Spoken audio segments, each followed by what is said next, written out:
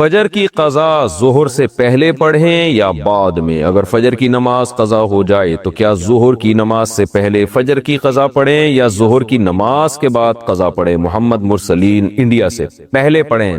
ایک تو فجر قضا کر دی، یہ گناہ، اوپر سے اتنی تاخیر کر رہے ہیں تو گناہ در گناہ ہوگا۔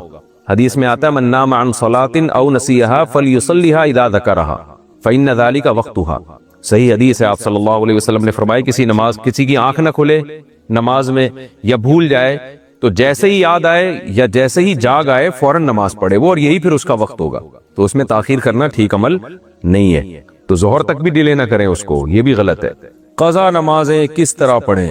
قضا نمازیں کس طرح پڑھنی چاہیے؟ کیا ان کی پانچوں نمازیں اکٹھے ایک وقت میں پڑھ سکتے ہیں؟ وحید اللہ خان کوہاٹ سے۔ جی ہاں، ایک وقت میں، ایک دن میں آپ پڑھ سکتے ہیں، ایک ٹائم پہ بھی پڑھ سکتے ہیں۔ 5 نہیں بلکہ وتر کی قضا بھی واجب ہے، تو وتر ملا کے 6 ہو جائیں گی، تو وہ قضا اکٹھی بھی پڑھ سکتے ہیں۔ اور نیت یہ کرنی ہے کہ میرے ذمے، جیسے فجر آپ پڑھ رہے ہیں تو نیت یہ کریں میرے ذمے فجر کی جتنی نمازیں لازم ہیں ان میں سے میں سب سے پہلی نماز پڑھ رہا ہوں۔ تو دوبارہ جب فجر پڑھیں گے تو بھی یہ نیت کریں گے کہ میرے ذمے فجر کی جتنی نمازیں ان میں سب سے پہلی، اس لیے کہ وہ جو پڑھ چکے ہیں وہ تو ذمے میں رہی نہیں ہے نا، تو اب جو ذمے میں رہ جائیں گی ان میں سب سے پہلی۔ تو اسی طرح پڑھتے چلے جائیں، وتر بھی اور ظہر بھی اور عصر بھی، اور اس میں سنت نہیں پڑھی جائے گی۔ سنتوں کی جگہ قضا نمازیں پڑھ سکتے ہیں، کیا عصر اور عشاء کی سنتیں غیر مؤکدہ نہ پڑھیں اور اس کی جگہ قضا نماز پڑھ لیں؟ کس طرح نفل بھی نہ پڑھیں، تو کیا یہ صحیح ہے؟ محمد آصف صاحب انڈیا سے۔ جی ہاں صحیح ہے، یہ سنت مؤکدہ تو نہ چھوڑیں لیکن غیر مؤکدہ قضا عمری کی خاطر چھوڑ دیں۔ مفتی صاحب میں ملیشیا جا رہا ہوں تو آپ نے نماز پڑھنے کے لیے ایک ایپ بتائی تھی، وہ دوبارہ بتا دیں۔ حلال ٹرپ کے نام سے ایک اپلیکیشن آتی ہے، میں نے اس کا بتایا تھا تو لوگوں نے کہا لو بھائی مفتی صاحب کی پبلسٹی کر رہے ہیں۔ حلال ٹرپ والوں کا میرے سے کوئی رابطہ نہیں ہے بھائی، کیونکہ نمازوں کے جہازوں میں بڑا مسئلہ ہوتا ہے، نمازوں کا ٹائم نہیں پتہ چل رہا ہوتا۔ سعودیہ کی ایئر لائن میں تو نمازوں کے ٹائم آ رہے ہوتے ہیں، آپ جہاں بھی ہوگے، لیکن ہر ایئر لائن میں نہیں ہوتا۔ تو جب بھی آپ نے جہازوں میں سفر کرنا ہے تو حلال ٹرپ کے نام سے ایک ایپلیکیشن آتی ہے، اس میں آپ نے کیا کرنا ہے، جو بورڈنگ کی لوکیشن ہے، آپ کا جہاز کتنے بجے کہاں سے اڑے گا اور کہاں اترے گا، وہ ڈیٹ اور اس ایئرپورٹ کا نام لکھ کے اس میں ایڈ کریں گے، اور پھر کیلکولیشن میتھڈ، میں تو نارتھ امریکہ کی ایک یونیورسٹی ہے اس کی کیلکولیشن میتھڈ کو فالو کرتا ہوں، کیونکہ مفتی رشید احمد صاحب کی تحقیق کے مطابق وہ نارتھ امریکہ کی تحقیق بھی وہی ہے، جو مفتی رشید احمد صاحب بھی فلکیات کے ماہر تھے، لیکن بہرحال آپ ام القرآن یا کوئی بھی اس میں یا جو اس پہ ہوا ہے اسی کو سیٹ کر لیں۔ تو اہم چیز کیا ہے کہ لوکیشن، یعنی کہاں سے جہاز نے اڑنا ہے، کتنے بجے اڑنا ہے، وہ ڈال دیں اس میں، اور بٹن دبائیں گے تو وہ پورا کہ آپ کی جو یہاں کی لوکل ٹائم ہے نا اس کے حساب سے یہ گھڑی، یہ والی بھی ایک رکھا کریں جہازوں میں، کیونکہ موبائل جو ہے نا وہ ٹائم چینج کرتا رہتا ہے لوکیشن کے اعتبار سے، یہ جو مینول گھڑی ہے یہ نہیں کرتی ٹائم چینج، تو اس گھڑی کے حساب سے وہ آپ کو بتا دے گا کہ فجر کتنے بجے، ظہر کتنے بجے، عصر کتنے بجے، اور وہ بھی بتا دے گا ڈائریکشن آف قبلہ، تو اس سے نماز پڑھنے میں بہت آسانی ہوتی ہے۔ جہاز میں حتی الامکان کوشش کیا کریں ایئرپورٹ پہ نماز پڑھے، جہاز میں نہ پڑھیں، سب سے پہلی کوشش تو یہ ہو۔ جہاز میں جب پڑھے جب ایئرپورٹ پہ نماز کا ٹائم داخل ہی نہیں ہوا، یا داخل ہوا ہے لیکن وہ پڑھنے نہیں دے رہے، فوراً کہہ رہے جہاز میں بیٹھو، اور پھر جہاز میں 2 نمازیں اکٹھی پڑھ لیا کریں۔ اکٹھی کیسے؟ جب ایپلیکیشن ڈاؤن لوڈ کریں گے آپ کو پتا چل جائے گا کہ ظہر کا ٹائم اتنے بجے ختم ہو رہا ہے، عصر کا ٹائم اتنے بجے شروع ہو رہا ہے، جیسے 3:30 بجے ظہر کا ٹائم ختم ہو رہا ہے اور عصر 3:30 بجے۔ اچھا، عصر کا ٹائم بھی جو فقہ شافعی کے مطابق ہے وہ والا ٹائم رکھا کریں، اس میں آسانی ہے، کیونکہ وہ صرف شافعی فقہ نہیں ہے، فقہ حنفی بھی ہے، وہ احناف میں دونوں ٹائم پہ نماز جائز ہے، اس ٹائم پہ بھی جائز ہے جس میں سعودی عرب میں ہوتی ہے جو اول وقت میں ہوتی ہے، اور اس ٹائم پہ بھی جائز ہے جو ہمارے انڈیا، پاکستان میں، بنگلہ دیش میں ٹائم ہے۔ افضل ٹائم ہمارے نزدیک یہ ہے، یہ افضل وقت ہے، لیکن اس ٹائم پہ بھی اثر ہو جاتی ہے۔ تو سفر میں تو میں اسی ٹائم پہ ہی پڑھتا ہوں، کیونکہ سفر میں اگر اس ٹائم کا انتظار کرے نماز کے قضا ہونے میں پتہ ہی نہیں چلتا، اثر قضا ہو جاتی ہے پھر۔ تو اب آپ نے جو شافعی ٹائم سیٹ کر لیا اس میں کہ عصر شافعی، ایپ میں پوچھتا ہے حنفی، شافعی، یہ سب پوچھ رہا ہوتا ہے آپ سے، تو آپ نے شافعی ٹائم سیٹ کر لیا عصر کا۔ تو اب آپ نے کیا کیا، فار ایگزامپل 3:30 بجے عصر کی نماز کا ٹائم شروع ہو رہا ہے، تو آپ نے کیا کیا، جہاز میں وضو کرنا بڑا مشکل کام ہوتا ہے، کوشش کریں ایئرپورٹ سے وضو بچا کے رکھیں، لیکن اگر وضو نہیں بچا، اسٹیمنا اتنا نہیں ہے، تو پھر آپ جب جہاز کے واش روم میں گئے تو آپ نے کیا کرنا ہے، وضو کریں، پانی کم بہائیں، اور ایک پلاسٹک کے گلاس سے پاؤں واش کر لیں۔ آپ پلاسٹک کی گلاس لیا، اس میں پانی بھر کے، جو بیسن ہوتا ہے نا، جو کموڈ ہوتا ہے، اس میں جا کے پاؤں دھوئے، پانی کم سے کم استعمال کریں۔ اس کے بعد بھی نیچے جو گیلی جگہ رہ گئی ہے تو ٹیشو سے وہ جگہ خود بیٹھ کے صاف کریں. میں یہ کرتا ہوں ہمیشہ جہاز میں. جب کہ میں وضو کرتا ہوں تو نیچے کی جگہ کو میں خود کلین کرتا ہوں. وجہ اس کی یہ ہے کہ اگر آپ وضو کر کے کیچڑ بنا دیں گے نا, بہت برا اثر پڑتا ہے کہ یار یہ نمازی لوگ گندگی پھیلاتے ہیں. کیونکہ میں نے دیکھا ہے بعض 10 15 نمازی ہیں, وہ سب وضو کر کے آ رہے ہیں, پورا کیچڑ کر دیا انہوں نے, اتنی گندگی کر دی. یہ بری بات ہے. آپ جب جائیں نیچے پانی گرا ہے اس کو اچھی طریقے سے ٹیشو سے صاف کریں اور اس کو ڈسٹ بن میں ڈال دیں ٹیشو کو, پھر اپنے ہاتھ آپ اچھی طرح دھو لیں. آپ کے بعد کوئی بھی انگریز جائے نا تو وہ یہ نہ تبصرہ کرے کہ یار یہ نمازی آتے ہیں ہمارا واش روم گندا کر کے چلا جاتا ہے. یورپ امریکہ میں کسی بھی واش روم میں, کیونکہ وہاں پانی نہیں ہوتا, تو وہ کہتے ہیں ہماری تشریف گندی رہے لیکن جگہ گندی نہ ہو. جو نیچے جو ہے نا وہ واش روم گندا نہ ہو, تشریف پہ کمپرومائز کر لیا انہوں نے. ہم لوگ ہمارے پاکستانی تشریفوں کو رگڑتے رہتے ہیں گھنٹہ بیٹھ کے, لیکن واش روم کو کیچڑ بنا کے جاتے ہیں. تو بھائی اسلام میں سب چیزیں صاف رکھنی ہے, ٹھیک ہے. تو میری عادت ہے یورپ امریکہ ان ملکوں میں جب میں واش روم میں پانی یوز کرتا ہوں تو جو پانی کی چھینٹیں باہر پڑی ہے, کیونکہ ان کے تو نہیں ہوتا نا, صاف ہوتا ہے, تو میں اس کو ٹیشو پیپر سے لے کے صفائی کرتا ہوں نیچے تک. نیچے کا مطلب جو واش روم میں جہاں پاؤں رکھتے ہیں نا, جہاں بیٹھتے ہیں لوگ, پاؤں رکھنے کی جگہ وہ گیلی ہو جاتی ہے نا چھینٹوں سے, اس کو آپ صاف کریں, گیلی نہ رہنے دیں. اور پھر اس ٹیشو کو ڈسٹ بن میں ڈالا, ہاتھ دھوئے, باہر آ گئے. اس کا مسئلہ یہ ہوتا ہے اگر آپ نے بوتل سے استنجا کیا, پانی بوتل ہی لے جانی پڑتی ہے باہر ملکوں میں, بوتل میں پانی بھر کے لے گئے, اس سے آپ استنجا کرتے ہیں پانی سے, تو وہ پانی کی چھینٹیں دائیں جاتی ہیں. تو جو غیر مسلم لوگ جب جالتے ہیں تو وہ ان پہ یہ اثر جاتا ہے کہ مسلمان لوگ ہمارے واش روم کو گندا کر کے جاتے ہیں. اپنی تشریف کا خیال ہے, ہمارے واش روم کا خیال نہیں ہے. نہیں یہی میرا خیال ہے, بات سمجھ. کہتے ہیں ان کو اپنی تشریفوں کی پڑی ہوئی ہے, ہمارا واش روم گندا ہو رہا ہے, پانی پھیل جاتا ہے نا, برا گھن آتی ہے پھر. تو بھائی وہ آپ نے ٹیشو سے لے کے وہ سارا واش روم کلین کیا. تھوڑا سا ٹائم لگتا ہے لیکن انسانیت بھی کوئی چیز ہوتی ہے نا. مسلمانوں کے برے اثرات جاتے ہیں, ہر جگہ گندگی پھیلا کے آتے ہیں. تو جہاز میں تو میں نے دیکھا ہے نمازی لوگوں نے جو کیچڑ پھیلائے ہوتے ہیں نا جہاز میں, 15-20 نمازی اکٹھے سفر کر رہے ہو, جو آ رہے ہیں جا رہے ہیں, ایک کیچڑ بنا کے رکھا ہوتا ہے. تو آپ نے کیا کیا, 3:30 بجے اگر عصر کا ٹائم شروع ہو رہا ہے تو جہاز میں آپ نے 3:15 بجے وضو کیا اور 3:25 پہ عصر کی نماز پڑھی, 2 رکعتیں ہلکی سی. 2-3 منٹ کے بعد ظہر کی نماز پڑھی, 2-3 منٹ کے بعد عصر کا وقت داخل ہو گیا, اسی وضو سے عصر بھی نمٹا دیا آپ نے. سمجھتے ہو؟ اگر کھڑے ہو کے پڑھنے دے رہے ہیں تو کھڑے ہو کے پڑھ لیں, نہیں پڑھنے دے رہے تو پھر مجبوراً بیٹھ کے پڑھ لیں. لیکن احتیاط اسی میں ہے کہ پھر ایئرپورٹ پہ اتر کے اس نماز کو لوٹا لیں, کیونکہ فرض نماز میں قیام ضروری ہے. تو اور قیام پہ قدرت بھی, لوگ کہتے ہیں معذور ہے, معذور نہیں ہوتے, وہ قدرت ہوتی ہے قیام پہ, وہ لوگ پڑھنے نہیں دے رہے ہوتے. تو اس کو یہ نہیں کہا جائے گا کہ وہ شرعی قدرت نہیں ہے. قدرت نہ ہونے کا مطلب بیمار ہے, کھڑے نہیں ہوا جا رہا, وہ ہے. لیکن یہاں تو قدرت ہوتی ہے, وہ جہاز کا عملہ پڑھنے نہیں دیتا, ان سے الجھن نہیں زیادہ, وہ نہیں پڑھنے دے رہا تو سیٹ پہ بیٹھ کے پڑھ لیں. لیکن پھر اس نماز کو احتیاط اسی میں کہ اتر کے ایئرپورٹ پہ دہرا لیں, قضا نہ کریں آپ. اسی طرح مغرب عشاء میں بھی ایسا ہی ہے, لمبا سفر ہے مغرب. دیکھو یہاں سے آپ امریکہ جاتے ہیں نا تو ایک نماز بھی نہیں آتی بیچ میں, 15 گھنٹے کے سفر میں بھی. کبھی آئے گی تو ایک آدھ نماز شاید آ جائے, وہ بھی نہیں پڑھے تو ایئرپورٹ پہ بھی ٹائم ہوتا ہے. میں جب امریکہ گیا تو ظہر کی ہم لوگ فجر پڑھ کے ایئرپورٹ سے سوار ہوئے تھے جہاز پہ, کراچی میں ہم نے فجر پڑھی ہے, اس کے بعد ظہر کا ٹائم داخل ہوا ہے. یعنی ظہر کا ٹائم جب امریکہ میں ایئرپورٹ پہ اترے تو بھی ظہر کا ٹائم تھا, کیونکہ آپ جہاں سورج جا رہے ہیں اسی ڈائریکشن میں آپ جا رہے ہوتے ہو, تو ٹائم ہی نہیں آتا آپ کا. لیکن جب واپس آتے ہو نا تو سورج کے اگینسٹ آتے ہو, پھر ٹھکا ٹھک نمازوں کے ٹائم آتے ہیں, ٹھکا ٹھک. پھر اس میں اپلیکیشن ضروری ہوتی ہے, پھر اس میں یہی ہوتا ہے کہ مغرب اور عشاء کا وقت آپ نوٹ کر لیں, مغرب قضا کب ہو رہی ہے اور عشاء کا وقت داخل کب ہو رہا ہے. سمجھتے ہو؟ اس میں بھی مغرب کا جو ٹائم ہے نا, علمی بات ہے, تھوڑی خشک بات ہے, لیکن علماء کے سمجھنے کی بات ہے.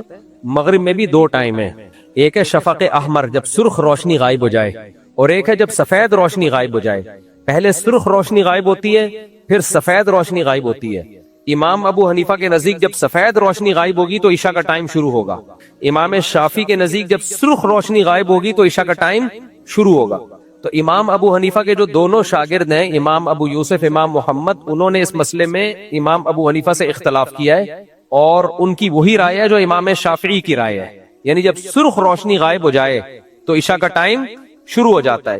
اور دلیل کے لحاظ سے بھی یہ قول چونکہ زیادہ مضبوط ہے, اس لیے فقہ حنفی میں اس موقع پر بھی امام ابو حنیفہ کے قول پہ فتویٰ نہیں ہے, بلکہ فتویٰ صاحبین کے قول پر ہے. یعنی امام ابو حنیفہ کے جو شاگرد ہیں, امام یوسف اور امام محمد, کیونکہ حدیث میں اس قول کی دلیل زیادہ مضبوط ہے. یہ جو کہا جاتا ہے نا اندھی تقلید کرتے ہیں امام حنیفہ کی, ایسا نہیں ہے. فقہ حنفی میں بہت سے اقوال ہیں جن میں امام حنیفہ کے قول پہ فتویٰ نہیں دیا گیا, ان کے شاگردوں کے قول پہ فتویٰ دیا گیا ہے.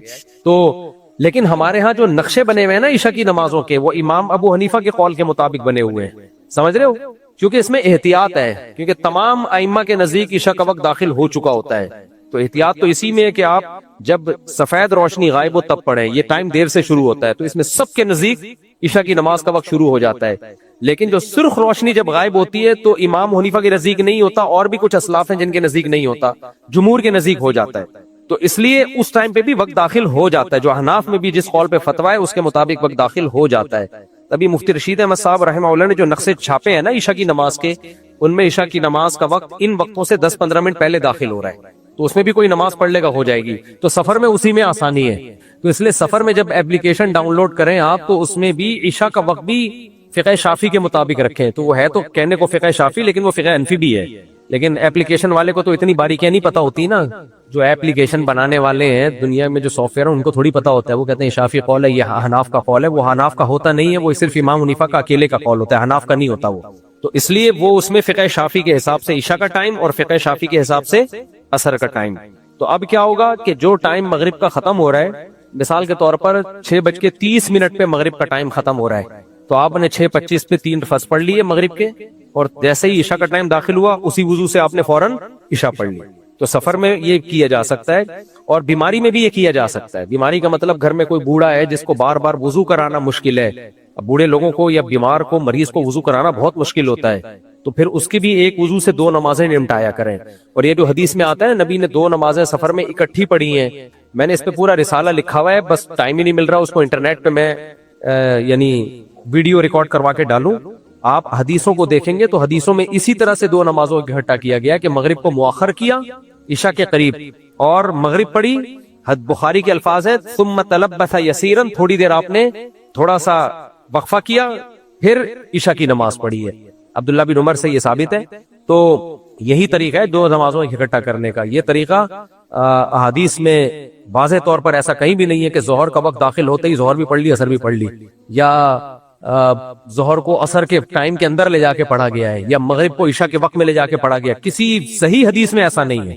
باقی یہ میرے ذمہ قرض ہے، میں دلائل کے ساتھ اس کو ویڈیو ریکارڈ کروا کے ڈالوں گا۔ رسالہ تو میں نے لکھ لیا، وہ میں چھاپ اس لیے نہیں رہا کہ پہلے میں ویڈیو ریکارڈ کروا کے ڈال دوں، پھر میں اس کو سوائے حج کے موقع پہ، حج پہ جو آپ نے ظہر عصر ملائی ہے وہ حقیقت میں ملائی ہے۔ اس بارے میں عبداللہ بن مسعود کی بہت واضح حدیث ہے کہ نبی نے کبھی 2 نمازوں اکٹھا نہیں کیا۔ اکٹھے کا مطلب اس طرح اکٹھا کہ ظہر کے ٹائم پہ عصر پڑھ لیو یا مغرب کو عشاء کے وقت میں جا کے پڑھاؤ، ایسے کوئی صریح حدیث نہیں ہے، اور عبداللہ بن مسعود کی حدیث اس کے خلاف ہے۔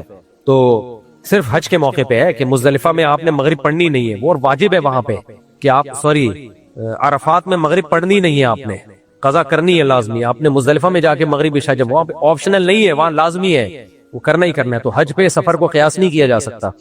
بعض لوگوں نے تو یہاں تک دھندا شروع کر دیا ہے، شاپنگ کے لیے جانا ہے نا تو ظہر کے ساتھ عصر پڑھ رہے ہیں، وہ ظہر کے وقت میں ہی، یہ ضرورت ہے، ایسا کچھ بھی نہیں ہے بھائی۔ ان الصلاۃ کانت علی المؤمنین کتابا موقوتا، اللہ کہتے ہیں نماز مومنین پر مقررہ اوقات میں فرض ہے، اور مقررہ اوقات بخاری مسلم کی متفق علیہ صحیح حدیث ہے جبریل علیہ حدیث جبریل کہ ہر نماز کا نبی نے ایک الگ ٹائم بتایا کہ یہاں سے یہاں تک فجر، یہاں سے یہاں تک ظہر، یہاں سے یہاں تک عصر، یہاں سے یہاں تک مغرب، یہاں سے یہاں تک عشاء، اور اس میں آپ نے سفر اور حضر میں کوئی فرق نہیں کیا ہے، بلکہ سفر کے بارے میں جب آپ کی فجر کی نماز قضا ہوئی، کسی صحابی کی آنکھ نہیں کھلی، آپ کی بھی آنکھ نہیں کھلی، تو سفر میں آپ نے یہ فرمایا کہ لیس فی النوم تفریط، کہ نیند میں اگر نماز قضا ہو جائے تو یہ کوئی کوتاہی نہیں ہے۔ تفریط اس میں ہے کہ ان تؤخر الصلاۃ عن وقتها او کما قال صلی اللہ علیہ وسلم، کہ نماز کو اپنے وقت سے مؤخر کیا جائے، تو یہ تو آپ نے سفر میں فرمایا ہے، اور نمازوں کے اوقات وہ حدیث جبریل میں ہے۔ عبداللہ بن مسعود یہ جو حدیث ہے نا، قرآن کی آیت ہے والذین هم علی صلواتهم یحافظون، کہ ایمان والے اپنی نمازوں کی حفاظت کرتے ہیں، تو عبداللہ بن مسعود کہتے ہیں حفاظت کا مطلب اپنے وقت پہ پڑھی جائے، تو سفر حضر دونوں میں ہے، اور اللہ نے سفر میں میدان جنگ میں بھی نماز کو قضا کرنے کی اجازت نہیں دی ہے، بلکہ نماز کا طریقہ بدل دیا کہ کھڑے ہو کے نہیں پڑھ سکتے، سواری پہ پڑھو۔ اگر اس طرح سے جمع کی اجازت ہوتی تو اتنے تکلف کی کیا ضرورت تھی؟ بھائی مغرب کو عشاء کے وقت میں لے جا کے پڑھ لو، ظہر کو عصر کے وقت میں لے جا کے پڑھ لو، اور پھر اللہ سفر کے موقع پہ یہ کیوں نازل کرتے کہ ہم نے اس لیے یہ نماز کا تمہیں حکم دیا کہ کھڑے ہو کے نہیں، بیٹھ کے نہیں، تو چلتے پھرتے بھی پڑھ سکتے ہو جنگ میں۔ آگے فرمائے ان الصلاۃ کانت علی المؤمنین کتابا موقوتا، نماز مقررہ اوقات میں فرض ہے، تو اوقات کی وجہ سے، اور یہ جو سفر میں 4 کی 2 کی ہیں، یہ سہولت اسی لیے تو دی ہے کہ وقت کے اندر پڑھانا آسان ہو جائے۔ جب ایک رخصت دی جاتی ہے تو کسی بڑی آزمائش سے بچانے کے لیے دی جاتی ہے، کیونکہ اصل میں اسلام چاہتا ہے کہ نمازیں اپنے وقت کے اندر پڑھی جائیں. تو سفر میں ہمیں 4 کی 2 کر دی ہیں تاکہ وقت سے ٹالنے کا عذر ختم ہو جائے. آپ یہ نہ کہہ سکو کہ اللہ وقت پہ پڑھتا تو 4 رکعتیں تو بڑی مشکل تھی، قافلہ نکل جاتا، یہ ہو جاتا، وہ ہو جاتا، مسائل کھڑے ہو جاتے. تو اللہ نے 4 کی 2 کر دی کہ تاکہ اب یہ عذر نہ کرو کہ میں ظہر کی نماز ٹائم پہ پڑھ نہیں سکا، میں عصر کی نماز ٹائم پہ پڑھ نہیں سکا. اللہ کہتے ہیں چلو مختصر پڑھ دی. تو مختصر کروائی اس لیے ہے کہ ٹائم کی پابندی آسان ہو جائے. اگر اتنی اجازت ہوتی کہ ظہر میں نہیں پڑھو، عصر میں پڑھ لو، یا عصر کو ظہر میں پڑھ لو، تو پھر یہ 4 کی 2 کرنے کی ضرورت کیا تھی؟ پھر تو 4 پڑھنا بھی آسان تھا. اصل تو ٹائم کو محفوظ رکھنے کے لیے کہ ٹائم کی سیٹنگ آؤٹ نہیں ہونی چاہیے، 4 کی 2 کر دو، یہ ٹھیک ہے. سمجھ رہے ہو؟ تو یہ ایک رخصت دی اس لیے جاتی ہے. اس کی مثال میں دیتا ہوں. آپ چاہتے ہو بندہ آفس میں لازمی آئے، چھٹی نہ کرے، اور ٹائم ہے اس کا 8 بجے. اب وہ چھٹیوں پہ چھٹیاں کر رہا ہے، ٹائم پہ نہیں آ رہا، چھٹیاں بھی کر رہا ہے. تو آپ ایک پابندی ہٹا دیتے ہو اس سے. آپ کہتے ہو چل 8 بجے کی پابندی میں ختم کر رہا ہوں، تو 11 بجے آ جایا کر، چھٹی نہیں کرنا. یہی ہوتا ہے نا، چھٹی کرنے کی اجازت نہیں ہے. تو دنیا کا اصول ہے جب بھی کوئی رخصت دی جاتی ہے تو کسی دوسری چیز کی پابندی بڑھانے کے لیے دی جاتی ہے کہ چلو ہم تمہیں یہاں سے سہولت دے رہے ہیں کہ تم چھٹیاں پہ چھٹیاں کر رہے ہو، اس لیے کہ 8 بجے آنا مشکل ہے، تو ہم 8 کے بجائے تمہیں آپشن دے رہے ہیں کہ 8 بجے آؤ یا 11 بجے آؤ. یہ چھٹی کرنے کی اجازت نہیں. اور اگر آپ کہتے ہو کہ نہیں 8 بجے ہی آؤ، تو پھر کیا اس کو آپشن دیا جائے گا؟ چھٹی کرنے کی اجازت ہے، ٹھیک ہے، کوئی مسئلہ ہوا کرو چھٹی کر لیا کرو، لیٹ ہونے کی اجازت نہیں ہے تمہیں. اگر کبھی تمہیں آنا مشکل ہونا تو نہیں آؤ، ٹلا مار دو. لیکن دیر سے آؤ گے نا، 9 بجے آؤ گے تو سارے دفتر کے لوگ بھی تمہیں دیکھ کے خراب ہو رہے ہیں. کوئی عذر ہوا کرے آیا ہی نہ کرو، لیکن جب آنا ہے تو ٹائم پہ آؤ. تو ایک طرف سے رخصت دی جائے گی نا، یا تو یہ رخصت دی جائے گی کہ بھائی ٹھیک ہے ٹائم کی پابندی ہٹائی جا رہی ہے، لیکن دوسری یہ کیوں ہٹائی جا رہی ہے؟ تاکہ چھٹی نہ کر سکے. یہ رخصت اس لیے دی جا رہی ہے. یا چھٹی کی پابندی ہٹائی جا رہی ہے کہ چھٹی کر سکتے ہو لیکن ٹائم پہ آؤ. پہ تو اللہ تعالیٰ کو معلوم تھا سفر میں ان کے لیے نمازوں کے اوقات بہت محدود ہوتے ہیں، ظہر کو ظہر میں پڑھنا عصر کو مشکل ہو جائے گی. تو اللہ نے کہا چلو 4 کی میں کتنی کر رہا ہوں؟ 2 کر رہا ہوں. تو یہ اس لیے کی ہے کہ وہ جو ٹائم کی پابندی ہے اس کو فوکس کرو، وہ اب اس میں رخصت کی اجازت نہیں ہے. تو اس لیے امام حنیفہ کا پلڑا دلائل کی دنیا میں بہت بھاری ہے. اور یہ جو میں کہتا ہوں نا، اس میں امام حنیفہ کی رائے کمزور تھی، اس لیے احناف نے فتویٰ دے دیا صاحبین کے قول پہ. یہ بھی کمزور ظاہری اعتبار سے ہم کہہ رہے ہوتے ہیں، ظاہری اعتبار سے.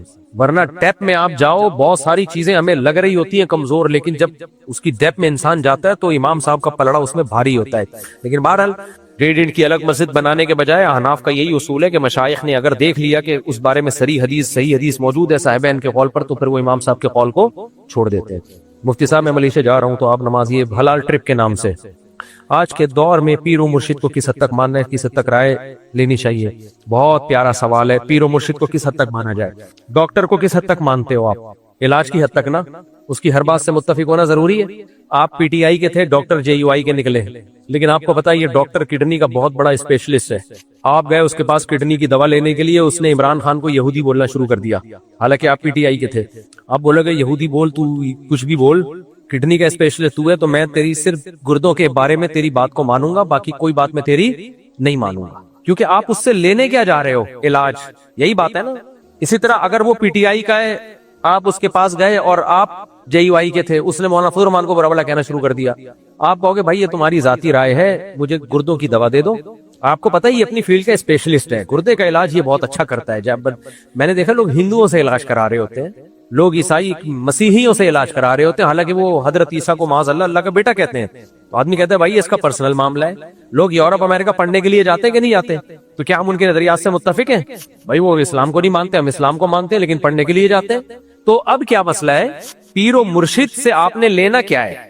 اس کے دل میں اللہ کی محبت ہے. جن کے دلوں میں اللہ کی محبت ہوتی ہے ان کی جب صحبت اختیار کی جائے تو آپ کے دل میں بھی اللہ کی محبت آٹومیٹیکلی آ جاتی ہے.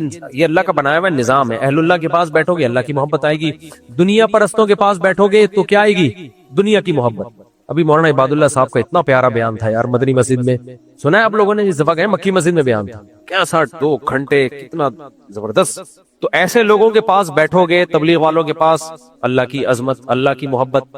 اب آپ بھی پیر صاحب کے پاس گئے کہ بھی میرے اندر یہ گناہ ہے، گناہ چھڑوانے کے لیے مجھے جو ہے جمشید پہ دل آ جاتا ہے، حالانکہ یہ فطرت کے خلاف ہے نا. بعض لوگوں کو لڑکوں کا عشق ہوتا ہے، تو مجھے یہ غلط چیز کی عادت پڑ گئی ہے، پیر صاحب آپ کو بتائیں گے کہ بھئی یہ اللہ کی ذکر کیا کرو، یہ ذکر کیا کرو، اس طرح سے کیا کرو وغیرہ وغیرہ، تاکہ تمہارے دل میں یہ مردار کی محبت نکلے، کسی سے حرام عشق ہو گیا وہ چھوٹ نہیں رہا وغیرہ وغیرہ، یا دنیا کی محبت ہے، پیسوں سے محبت ہے۔ تو یہ ساری چیزیں کس کی فیلڈ ہے؟ پیر و مرشد کی۔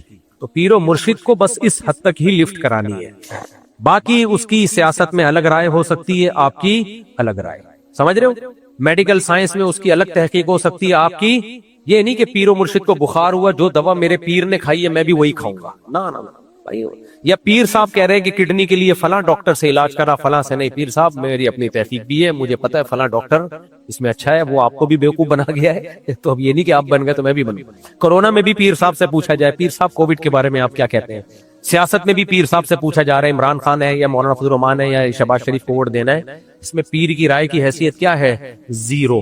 اور اس میں پیر کی بات غلط بھی ہو تو بدگمان بھی نہیں ہونا چاہیے، بدگمان بھی نہیں۔ آپ بولے پیر صاحب کو جب اس فیلڈ کے ماہر نہیں ہے تو غلطی کر سکتے ہیں، وہ 100 دفعہ غلطی کر سکتے ہیں، تو ہم نے ان سے یہ پوچھنا ہی نہیں ہے، یہ آپ کی حماقت ہے، ان سے پوچھ کیوں رہے ہو یہ باتیں؟ آپ سمجھتے ہو کہ نہیں سمجھتے؟ تو لوگ بدگمان ہو جاتے ہیں پیر صاحب سے، پیر صاحب نے یہ بیان دیا اور ہمارے تو فلاں نے یہ بیان دیا، تو پیر صاحب سے بدگمان کیوں نا؟ میں بار بار وہ حدیث پیش کرتا ہوں، صحیح ہے، مسلم کی حدیث ہے کہ نبی نے صحابی سے فرمایا کہ تعبیر نخل یعنی کھجور میں نر کھجوروں کا جو بھور لے کے مادہ کھجوروں کے درختوں پہ ڈالا جاتا ہے، تو آپ نے فرمایا ایسا مت کرو۔ صحابی نے نہیں کیا، کھجوروں کی فصل میں نقصان ہو گیا۔ صحابی نے کہا یا رسول اللہ ہم نے آپ کے مشورے پر عمل کیا تھا لیکن کھجوروں کی فصل میں نقصان ہوا۔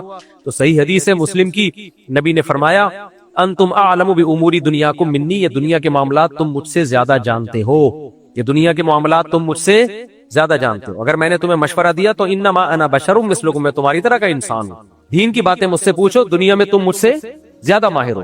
تو آپ کسی عالم کی، بزرگ کی سیاسی بات سے 100 دفعہ اختلاف کریں، آپ کو پورا پورا رائٹ ہے، لیکن اس اختلاف کی بیس پہ اس کی توہین کرنا، اس کو 2 ٹکے کا نہیں چھوڑنا۔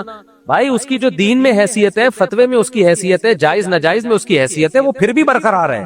حضرت مفتی تقی صاحب نے گورنر کی تعریف میں 2 لفظ کہہ دیے تھے، پوری دنیا خلاف ہو گئی ان کے۔ مجھے میسج بھیج رہے ہیں مفتی صاحب نے کہہ دیا گورنر جو ہے اچھا انسان ہے، میں نے کہا ان کی سیاسی رائے ہے بھائی، اگر آپ کو اختلاف ہے آپ بولو، حضرت کی رائے سے متفق نہیں ہے۔ اب یہ تھوڑی کہ وہ 2 نمبر ہو گئے یار، یہ تو کوئی بھی رائے قائم کر سکتا ہے نا اس میں۔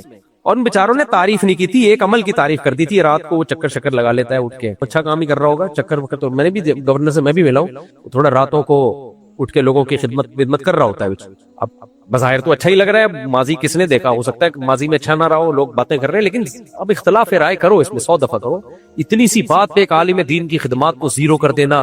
ابھی جو ہم نے سیاست پہ بات کی اس پہ دیکھو لوگ ہمارے خلاف، کارنل مفتی بریگیڈیئر مفتی آج سے یہ دل سے نکل گیا، نکال دو بھائی، ہمیں اتنے چھوٹے چھوٹے ظرف کے لوگ مارکیٹ میں چاہیے ہی نہیں، اتنے چھوٹے ظرف کے لوگ ہمیں چاہیے ہی نہیں ہے، جو آپ کی رائے سے ایک اختلاف کیا اور آپ نے کہا ہمارے دل سے ہی نکل گیا۔ تو ہمارے حضرات فرمایا کرتے تھے بڑے علماء کہ عوام کی عقیدت سے بہت جلدی متاثر نہ ہوا کرو، یہ عقیدت ایک دن میں بہت اوپر جاتی ہے، سیکنڈوں میں دھڑام سے نیچے آتی ہے۔ تو اس لیے سمجھدار لوگ جو ہے نا وہ کہتے ہیں ان کی رائے ہے ٹھیک ہے۔ اب دیکھو میں نے عمران خان کی تعریف میں 2-3 جملے بولے تھے کہ اس نے یونائیٹڈ نیشن میں اچھی تقریر کی، ایسی دھمکیاں ملی تھی، بھائی میں نے کب کہا کہ میں پی ٹی آئی کا ہوں؟ بالفرض ہوں بھی، تو ابھی مجھے یہ رائٹ نہیں ہے میں جے یو آئی جوائن کروں یا پی ٹی آئی جوائن کروں یا میں مسلم لیگ جوائن کروں، میں بھی تو پاکستانی ہوں۔ آپ اس سے اختلاف کریں، اس میں کیا جا رہا ہے؟ اچھا لوگ کہتے ہیں سیاست میں آپ کیوں آ رہے ہو؟ یہ وہ لوگ کہتے ہیں جن کے خلاف بات جا رہی ہوتی ہے۔ جب میں نے عمران خان کی تعریف کی تھی نا، عمران خان کی نہیں کی تھی، اس کے 2-3 اچھے کاموں کی تھی، تو وہ جو عمران خان کو یہودی بولتے تھے وہ سب کہنے لگے تمہارا سیاست میں کام کیا ہے، لیکن پی ٹی آئی کے سب لوگ کہنے لگے حق پرست مولوی صرف ایک ہی ہے دنیا میں، وہ نہیں کہہ رہے تھے کہ تمہارا سیاست میں کام کیا ہے۔ آج میں شہباز شریف کی تعریف کر دوں تو پی ٹی آئی والے بولیں گے تمہارا سیاست میں کام کیا ہے، تم مفتی ہو، لیکن مسلم لیگی بولیں گے بندہ ہے۔ تو بھائی اگر ہم کوئی اسٹیٹمنٹ دے دیتے ہیں، آپ بولو مفتی صاحب آپ کی رائے سے ہمیں اختلاف ہے، یہ مفتی صاحب کی اپنی ذاتی رائے ہے، یہ مفتی ہیں، ہم نے ان سے حلال و حرام کے مسائل پوچھنے، شہباز شریف اچھا آدمی ہے برا آدمی ہے، مفتی صاحب کو ایز اے پاکستانی رائے دینے کا حق تو ہے، لیکن ہمیں اس رائے سے اتفاق کرنا ضروری نہیں ہے، یہ بول دیا کرو، اس میں تمہارا گزارا ہو جائے گا، ورنہ ایک ایک کر کے نا سارے مفتیوں سے تم بدگمان ہو جاؤ گے، آخر میں اکیلے رہ جاؤ گے تم، سمجھ رہے ہو؟ آخر میں کیا رہ جاؤ گے؟ کیونکہ آج کوئی مفتی تمہارے فیور میں کوئی سیاستدان کو پروموٹ کر رہا ہے، ہو سکتا ہے کل وہ اس کے خلاف ہو جائے تو وہ بھی گیا، ہوتے ہوتے 4 آدمی رہ جائیں گے، سب ختم۔ تو ڈاکٹروں کے ساتھ تو کبھی یہ سلوک نہیں کرتے تم لوگ کہ یہ ڈاکٹر شوگر اسپیشلسٹ ہے لیکن چونکہ پی ٹی آئی کا ہے لہذا میں اس سے علاج نہیں کراؤں گا, میرے دل سے ہمیشہ کے لیے اتر گیا یہ جے یو آئی کا ہے, میرے دل سے ہمیشہ کے لیے اتر گیا. کہتے ہیں بھائی میرا کام ہے اس سے دوا لینا, جو قادیانی بھی ہوگا نا تو دوا لے لو گے اس سے جا کے, نہیں کرنا چاہیے قادیانیوں سے علاج, لیکن عیسائی بھی ہوگا, مسیحی بھی ہوگا, ہندو بھی ہوگا, علاج کرو گے. بھائی وہ اگر گائے کو ماں بنا رہا ہے, وہ گائے کا کی پیشاب کو مقدس سمجھ رہا ہے, یہ اس کا ذاتی معاملہ ہے, مجھے تو دوا چاہیے نا, مجھے تھوڑی پیشاب پلا رہا ہے وہ. لیکن مولویوں کے ساتھ لوگ کیا کہتے ہیں, آپ کی رائے سے ذرا اختلاف ہوا, کرنل مفتی, بریگیڈیئر مفتی, اتنا زیادہ القابات سے ہمیں نوازا گیا ہے. اب تو مجھے لگ رہا ہے کہ میں فوجیوں کے پاس جا کے کہوں کہ لوگوں نے تو مجھے بریگیڈیئر اور کرنل بنا دیا, مجھے وہ تمام بینیفٹس چاہیے جو بریگیڈیئر اور کرنل کو ملتے ہیں. 1000 گز کی مجھے زمین چاہیے, ملیر کینٹ میں ایک گھر چاہیے. اتنی تو گالیاں کسی سچی مچی کے بریگیڈیئر نے نہیں کھائی ہیں جتنی ہم جیسے جھوٹی موٹی کے بریگیڈیئر گالیاں کھا رہے ہیں, اور 1 روپے بھی نہیں مل رہا فوج کی طرف سے, کوئی شاباشی بھی نہیں ملی.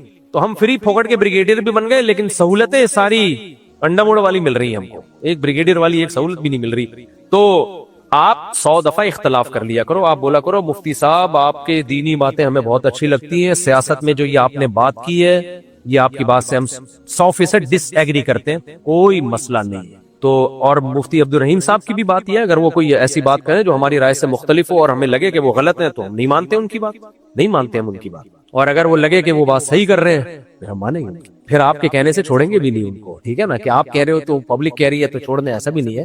لیکن وہ پیر و مرشد ہیں ہمارے, تو پیر و مرشد کا کام ہوتا ہے اصلاح کرنا, تو ہمارا تعلق, تبھی تو میں کہتا ہوں 4 شادیوں کے تو بہت خلاف تھے, یہ تھے بھی, میں احتیاطاً کہہ رہا ہوں, ہو سکتا ہے اب بھی ہوں, ہم نے نہیں مانی ان کی بات. ہم نے کہا بھائی شادیاں جو ہے نا حضرت, ہم آپ سے اللہ اللہ سیکھنے کے لیے, عبادت سیکھنے کے لیے, ان کے ساتھ میں نے 2 مہینے سفر کیا حج میں, اتنی زبردست عبادت ان کی, اللہ, میں نے تو لوگوں سے جا کے کہا یار کسی اللہ والے کے ساتھ عمرہ اور حج کرنے میں اور اپنے دوست احباب کے ساتھ عمرہ حج کرنے میں بڑا فرق ہے. تو کسی اللہ والے کے ساتھ حج یا عمرہ کیا کرو تو تمہیں پتہ چلے گا بیت اللہ کی عظمت ہے کیا اصل میں. تو یہ چیزیں ہم نے ان سے سیکھی. شادیوں پہ ان کا اعتراض تھا ہماری, ہم نے کہا بھائی شادیاں آپ کا ٹاپک ہے ہی نہیں, ہمارے آپ کی ایک بیوی ہے, آپ کو کیا پتا, اور اس پہ آپ کی وہ ریسرچ بھی نہیں ہے جو ہماری ہے, سمجھ رہے ہیں نا, آپ کی وہ ریسرچ نہیں ہے جو ہماری ریسرچ ہے. ہم نے پبلک میں ہوگی, ان کی بھی ریسرچ ہوگی, وہ ایسا نہ مجھے چمیڑ لگا دیں تو کیا کر رہے تھے, لیکن بہرحال ہم نے نہیں مانی ان کی بات, انہوں نے منع بھی کیا ایک جگہ موقع پہ. میں نے کہا ٹھیک ہے آپ منع کر رہے ہیں تو خدا نہیں, آپ فتویٰ دو کہ حلال ہے حرام ہے, اور اگر فتویٰ دے دیتے حرام ہے تو ہم کون سا اس فتوے کو مانتے, کہتے پوری دنیا متفق ہے کہ حلال ہے, آپ کا ایک نیا فتویٰ ہے حلال, تو فتویٰ بھی نہیں ماننا تھا اس موقع پہ, تو اجماع امت کے خلاف فتویٰ ہوتا نا. تو خلاصہ یہ نکلا کہ پیر کا ایک دائرہ کار ہے, اس دائرے سے پیر کو بھی نہ نکالو, خود بھی نہ نکلو.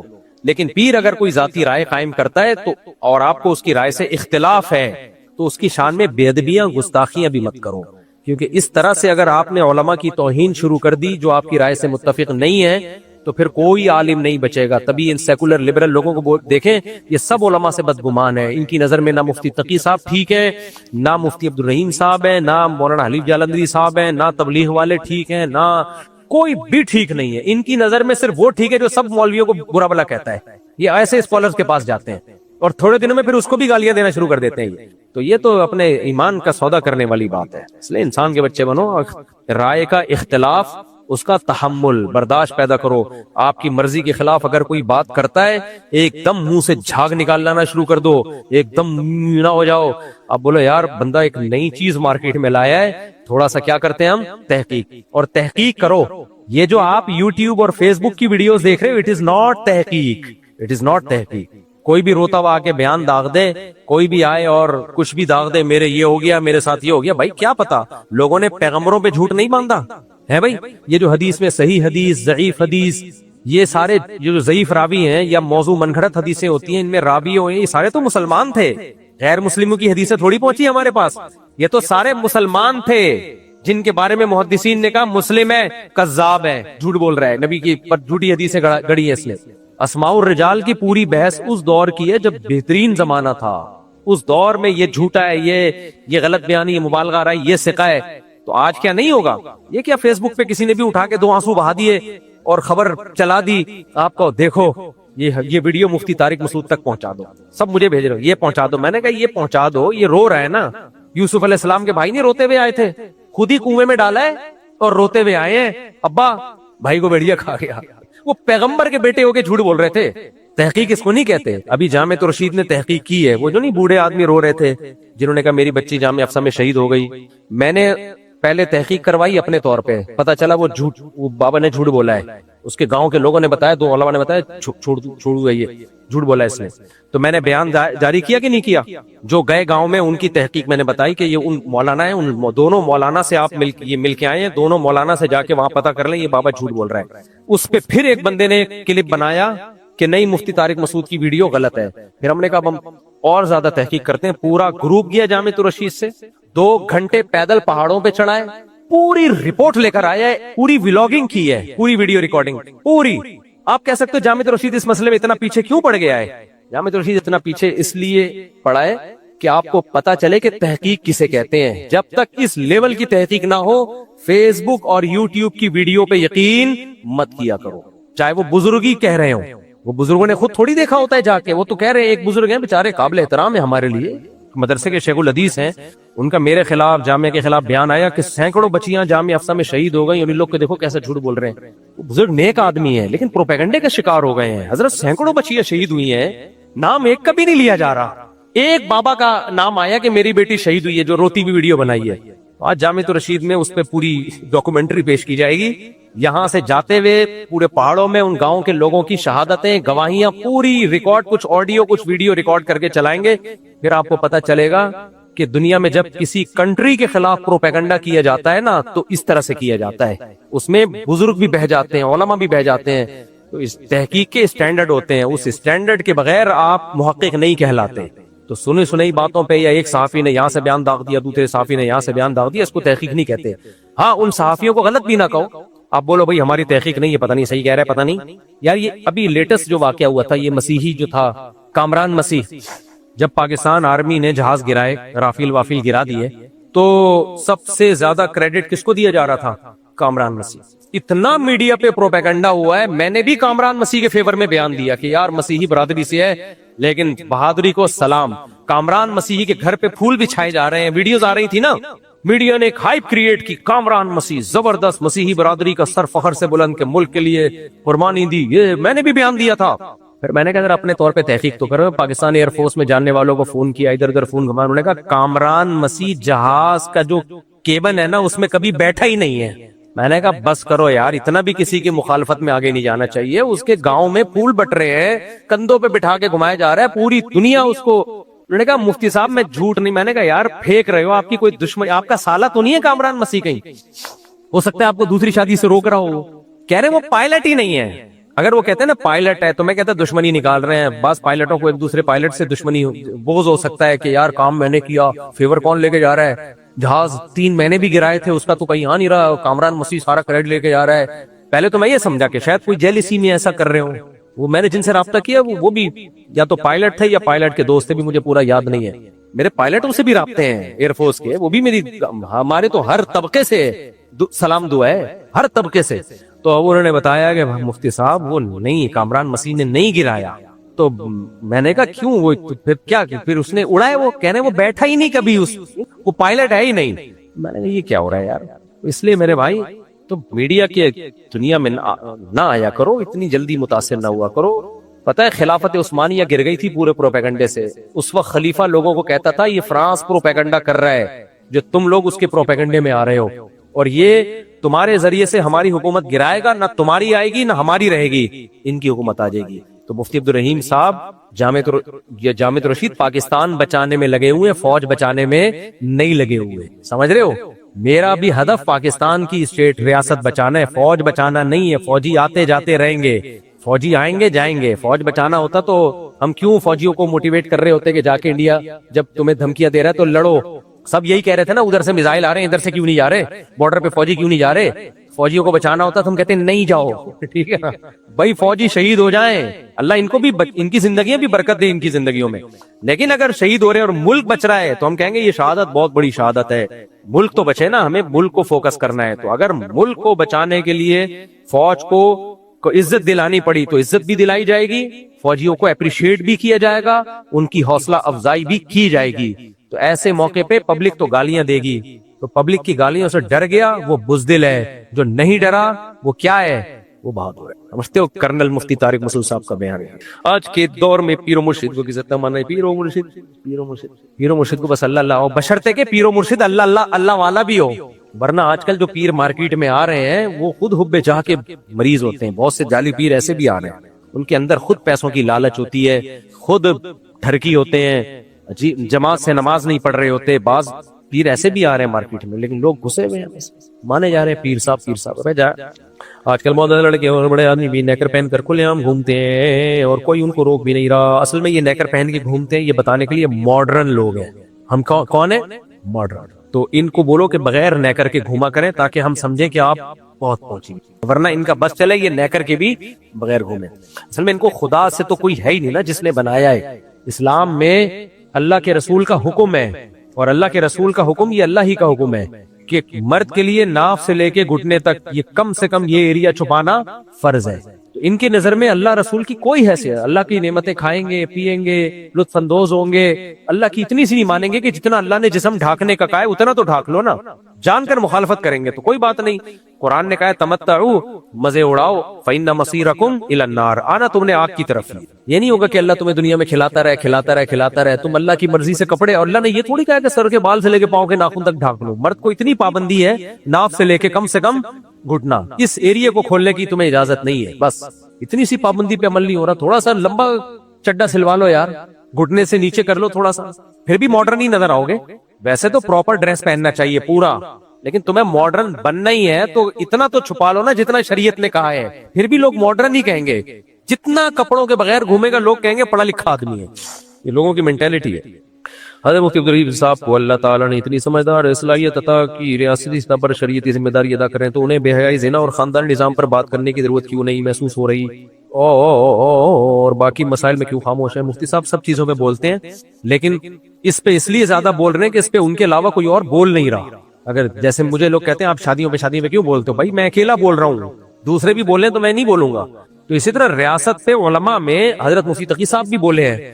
دو ہی آدمی ہیں جو بول رہے ہیں. ایک حضرت مفتی تقی صاحب کا آج بھی میں نے ٹویٹ پڑھی ہے، چل رہی ہے ان کی ویڈیو بھی، کہ پاکستان ایک اسلامی ملک ہے. سنا ہوگا نا آپ نے مفتی تقی صاحب کا بیان، یہاں کا آئین اسلامی ہے، ٹھیک ہے، امپلیمنٹ میں گڑبڑ ہے اور ریاست کے خلاف خروج اور بغاوت جائز نہیں ہے. جو بھی فوجیوں پہ حملے کر رہے ہیں، اٹیک کر رہے ہیں، حرام موت مر رہے ہیں. تو مفتی تقی عثمانی صاحب کے مضمون کا خلاصہ یہی ہے. ایک مفتی تقی صاحب نے جرت کی ہے، کیونکہ جو اس وقت یہ بات کر رہا ہے اس کی جان سولی پہ ہے. کیونکہ جو لوگ فوجیوں کی گاڑیاں اڑا سکتے ہیں ان کے لیے مفتی طارق مسعود کو اڑانا کوئی اتنا بڑا ایشو نہیں ہے. مفتی عبدالرحیم صاحب پہ اٹیک کرنا یا مفتی تقی صاحب پہ اٹیک کرنا کوئی اتنا بڑا ایشو نہیں ہے ان کے لیے. تبھی بہت سے مدارس والے ان کی نیوز کو بھی نہیں چلا رہے، ان کی ویڈیو کے بھی نہیں چلا رہے ہیں. ان کو ہو رہا ہے کہ یہ ایسا نہ ہو ہمارے اوپر بھی اٹیک ہو جائے. تو حضرت مفتی تقی صاحب نے حق بیان کیا، مفتی عبدالرحیم صاحب تو اس کے پیچھے پڑ گئے ہاتھ دھو کے اس حق کے. اس لیے وہ کہہ رہے ہیں بیان کرنا کافی نہیں ہے، مائنڈ بنانا پڑے گا لوگوں کا. کیونکہ پاکستان گیا تو ہم گئے، اور میں بار بار کہتا ہوں پاکستان گیا نا، ہم نے بہت سو کو پناہ دی ہے، ہمیں کوئی بھی نہیں رکھے گا. ہمارے پاس حضرت مفتی رفیع صاحب فرماتے تھے بحر عرب سمندر کے علاوہ کوئی راستہ نہیں ہے. کوئی ملک نہ ایران رکھے گا نہ افغانستان رکھے گا ہمیں. انڈیا تو ویسے ہی نہیں رکھے گا. تو ہم کہاں جاؤ گے، تیرا کیا ہوگا کالیا، سمجھ رہے ہو؟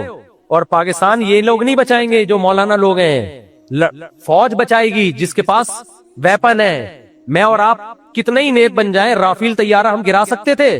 فوج اگر اٹیک نہ کرتی مودھی پر اور رافیل طیارے 7 طیارے نہ گرائے جاتے تو کیا خیال ہے ہماری ساری تنظیمیں مل کے، ساری عوام مل کے انڈیا کو روک لیتے. ہم روک لیتے تو جب ڈرون آنا شروع ہوئے تو چیخیں کیوں نکل گئی تھی بعض لوگوں کی.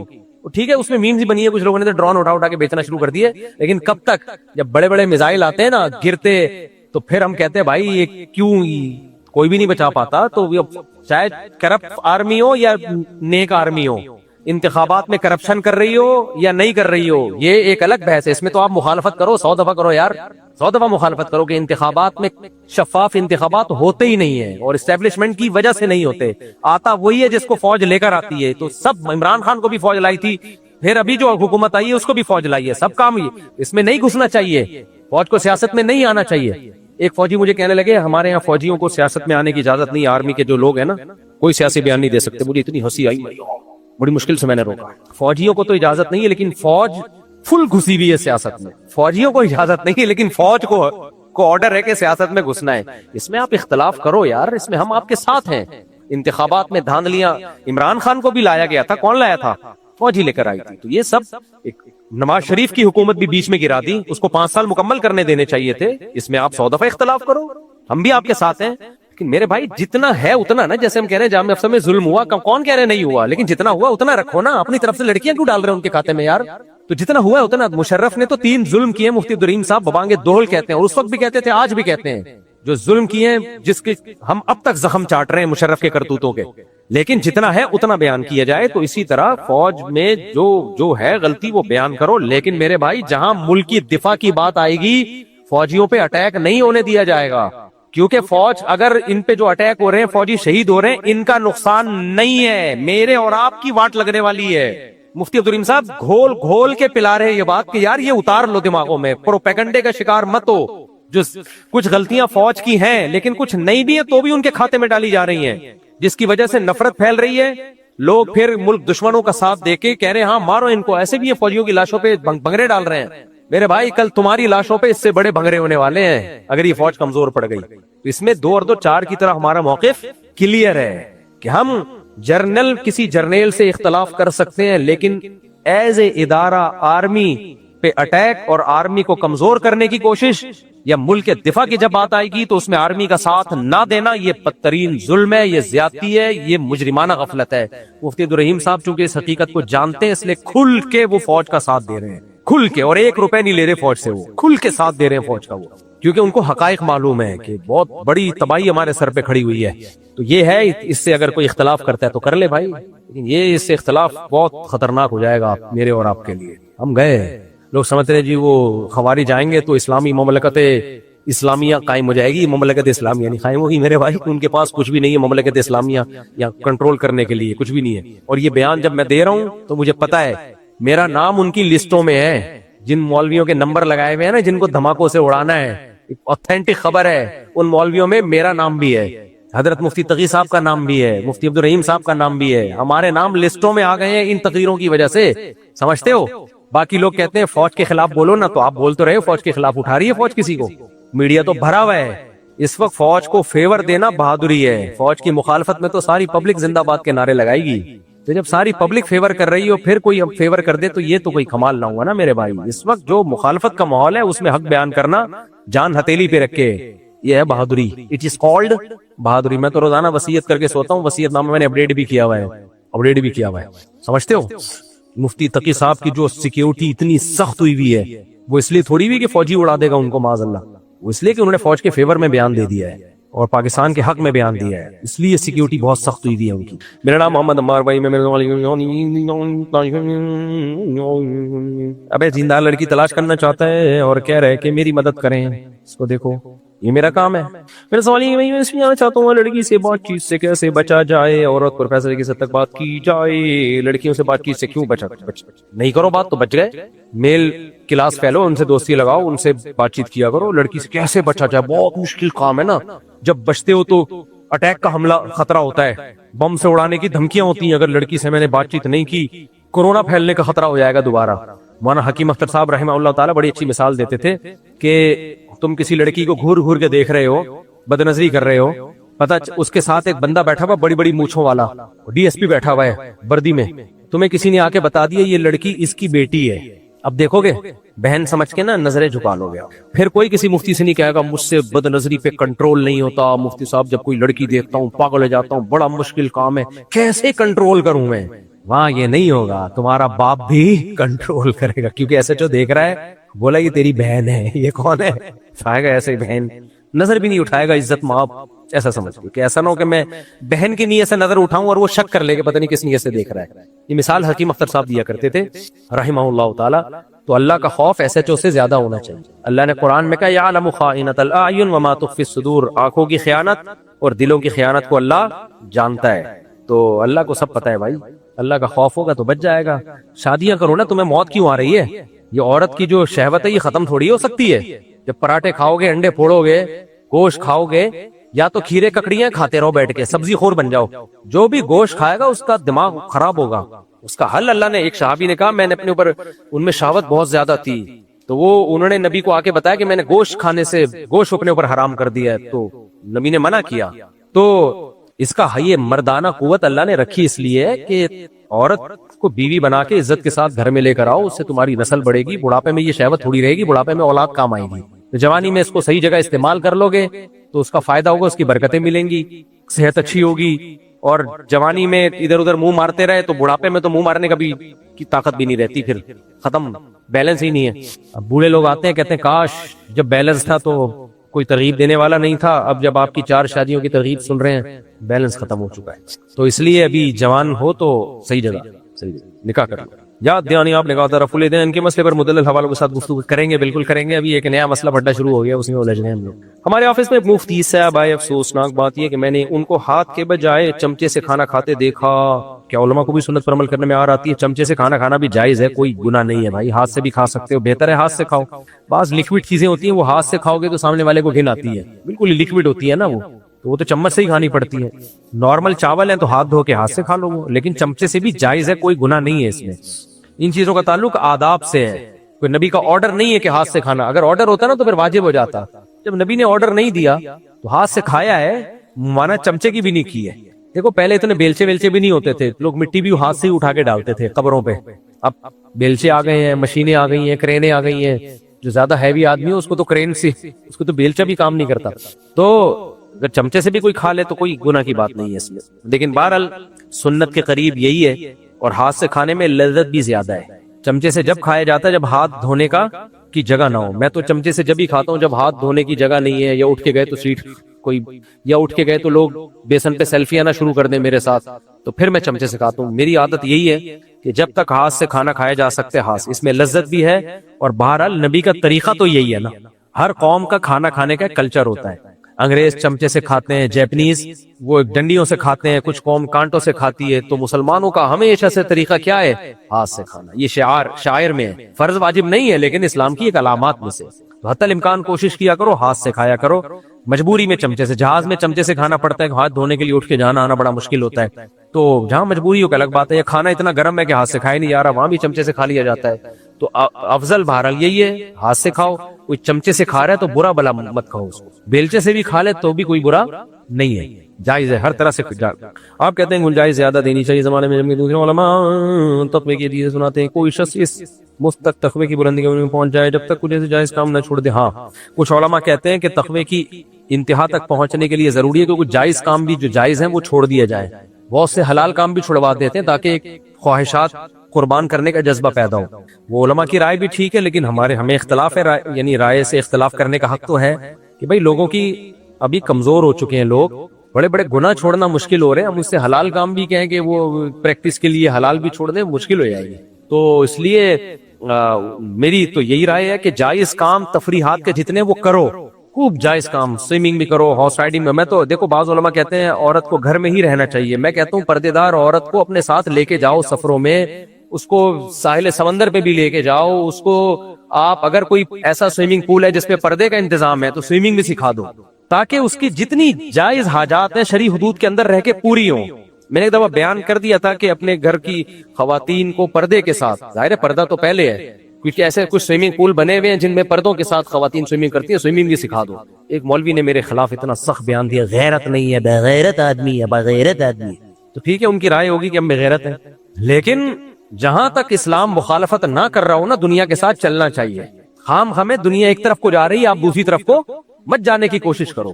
اسلام نے لچک اس لیے رکھی ہے کہ بھائی ہر دور میں احکام بدلتے رہیں گے، کیا جا رہا ہے کہ پردے کے ساتھ اگر اپنی مستورات کو، کیونکہ عورتیں شادی کرتے ہوئے ڈر رہی ہوتی ہیں تبلیغ والوں سے، مولویوں سے، بولتے ہیں پتہ نہیں یہ گھر میں رسی سے نہ باندھ دے کہیں ہمیں، تو ان کو احساس ہو بھائی ہم اگر دین پہ ہم نے دیندار سے نکاح کر لیا تو جو انٹرٹینمنٹ جائز تفریحات ہیں وہ سب کی سب اویلیبل ہوں گی۔ ایک حکم ہے بھائی غیر مرد کے سامنے بے پردہ ہو کے نہیں آنا، اس میں ہم کبھی نہیں کہیں گے کہ اجازت ہے بے پردہ ہو کے آنے کی، اس لیے کبھی لے جایا کرو گھر والوں کو، کہیں کھانا وانا کھلا۔ کراچی والوں کی تفریح ایک ہی ہے، جائیں گے کھانا کھا کے آ جائیں گے، باقی تفریح کی چیز کیا ہے یہاں پہ؟ اب ہے باہر ملکوں میں جاؤ، اسکائی ڈائیونگ ہے، سمندر کے اندر بھی کود کے آ رہے ہیں، اور شکار کرنے کے لیے لانچوں میں جا رہے ہیں، صاف ستھری لانچیں ہیں۔ یہاں تو لانچ میں ڈالتے ہوئے ایک آدمی میں جا رہا تھا شکار کرنے کے لیے نا جزیرہ شمس میں، یہ نہیں ہے، ایک آدمی نے کہا یار فیملی کے ساتھ چلے، میرے دوست تھے، میں نے کہا ٹھیک ہے۔ وہ اپنی بیوی سے اتنا تنگ تھے، اس نے کہا ہم اپنے بیگموں کو ایک کشتی میں بٹھائیں گے، ہم لوگ دوسری میں، جب بیچ میں جائیں گے نا تو الٹوا دیں گے۔ تو میں نے کہا الٹوانے کی ضرورت نہیں ہے, مذاق کر رہے تھے, خیر وہ تھوڑا مذاق تھا, تھوڑا اندر سے سیریس بھی ہوں گے. تو میں نے کہا کہ وہ الٹوانے کی ضرورت نہیں ہے, یہاں اگر کوئی الٹ بھی گیا نا تو کوئی اللہ بچائے کو نکلے گا نہیں نکلے گا پتہ ہی نہیں ہے. تو خیر وہ تو مذاق تھا, وہ اصل وہ سمجھ جائیں مجھے مروانے کے چکر میں تھے. خیر تو کراچی میں تفریح کی جگہ ہے کہاں؟ ہے بہت ساری جگہ, لیکن مینٹین نہیں کی ہوئی ہے نا گورنمنٹ نے. باہر ملکوں میں تو بہت, میں نے دیکھا ہے دیندار لوگ اپنے گھر والوں کو لے کے گھومتے ہیں, جاتے ہیں, ہر جگہ جاتے ہیں. یہیں پر ایک عذاب آیا ہوا ہے کہ وہ ایک پتہ نہیں دین کا ایک ایسا تصور بنا لیا گیا ہے, اس کا نتیجہ کچھ غلط نکلتا ہے. گھر میں ہی عورت رہ کے نفسیاتی ہونا شروع ہو جاتی ہے وہ, کیونکہ پہلے گھر بھی فٹ بال کے میدان جتنے ہوا کرتے تھے. میں تو گاؤں دیہاتوں میں گیا ہوں, ان کے گھر دیکھے, میں نے کہا ہمارا فٹ بال کا میدان اس سے چھوٹا ہے. میں ایسے گاؤں دیہاتوں میں رہا ہوں, ایک کمرے سے نکل کے دوسرے کمرے میں بائک, میں نے کہا بائک کیا کروا دے بھائی, وہ ادھر گھر ہے, وہ واش روم ادھر ہے, وہ نکڑ پہ واش روم ہے, جا رہے ہیں. تو وہاں تو خواتین کو دھوپ بھی مل رہی ہے, روشنی بھی مل رہی ہے, چلنا پھرنا بھی ہو رہا ہے. اب فلیٹوں میں رہ رہے ہیں لوگ, چھوٹے چھوٹے گھروں میں رہ رہے ہیں. بڑا گھر بھی کتنا ہوگا, 500 گز کا ہو جائے گا. گھر کے اندر بند بند بند بند رہ کے پھر آپ سے لڑے گی, بچوں کو بلا وجہ چپیٹے مارے گی. تو آپ کی بیوی اتنی شریف ہے, آپ کے ساتھ جانا چاہ رہی ہے نا, وہ تو لے جایا کرو اپنے ساتھ کہیں گھمانے پھرانے. کچھ نہیں ہوا, چلو یار سینڈ سپٹ چلتے ہیں, ساحل سمندر پہ بیٹھیں گے, بیگم تم میرے لیفٹ سائڈ پہ, میں یہاں, ہمارے بچے ادھر. کیا ایک عجیب منظر ہو, لوگ یہی سنتے ہی تھر تھر کانپنا شروع ہو جاتے ہیں. ایک بات خوب یاد رکھو, جس کے پاس بیوی بچوں کے لیے ٹائم نہیں ہے نا ابھی جوانی میں, جن مردوں کے پاس دوستوں کے لیے ٹائم ہے, بیوی بچوں کے لیے نہیں ہے, ٹائم نہیں دے رہے ان کو, بڑھاپے میں تمہاری ایسی کی تیسی ہونے والی ہے, یہ ذہن میں رکھ. کیونکہ بچوں سے رشتہ بنتا نہیں ہے, بچے بھی پھر بڑھاپے میں نہیں آتے قریب. تو ابھی جتنا بچوں سے بھی رشتہ بنا لیا نا, ان کو ٹائم دے کے بچوں کو یہ احساس ہو کہ یار یہ ہمارے ابا بھی ہیں اور ہمیں ٹائم بھی دیتے ہیں. یہ تو اپنی زندگی بچوں سے ایسے اجنبی ہو جاتے ہیں. بچے پوچھ رہے ہوتے ہیں امی جمشید آیا ہوا گھر کے اندر, امی بتاتی ہیں بیٹے جمشید نہیں ہے, یہ میرے ہسبینڈ ہیں. وہی بتا رہی ہوں. خاص طور پہ جو باہر جاب کر رہے ہوتے ہیں نا, ان کے چھوٹے بچے, یہی ہوتا ہے کہ مشہور لطیفہ ہے, 2 سال بغیر سے باہر رہتا تھا, بچوں کو پتہ ہی نہیں تھا. ایک دن باپ نے آ کے بیل بجائی, امی ایک انکل آئے ہیں. امی نے جا کے دیکھا ہسبینڈ تھے وہ. میں نے بیٹا یہ انکل نہیں ہے, یہ تمہارے ابا ہیں. تو یہ ہو جاتا ہے, اس لیے ٹائم دیا کرو میرے بھائی. آپ کہتے ہیں گنجائش آخری زمانے میرے بھائی مجھے جانا ہے کمرشل بینک کے ملازم. کمرشل بینک کے ملازم کی بیٹی سے شادی جائز ہے, شادی تو کسی بھی مسلمان سے جائز ہے, لیکن مسئلہ یہ ہے کمرشل بینک میں اگر ان کی کوئی ایسی جاب ہے جو سود سے جس کا تعلق ہے, تو پھر ان کی آمدن حرام ہے, تو پھر سسرال کے گھر سے کھانا پینا جائز نہیں ہوگا. تو پھر یہ مسئلہ ہو جاتا ہے. تو پھر اس کا طریقہ ہے شادی کر لو, لیکن سسرال کو بتا دو ہم جو بھی آپ کے گھر میں آ کے کھائیں گے پیئیں گے تو اتنے پیسے ہم صدقہ کر دیں گے. بس ایک دفعہ اطلاع دے دو, بار بار اطلاع دینے کی ضرورت نہیں ہے. ایک دفعہ بھانڈا پھوڑ دو کر کے چپ ہو جاؤ, پھر جب بھی جا کے کھایا کرو تو اتنے پیسے صدقہ کر دیا کرو. اللہ عمل کی توفیق.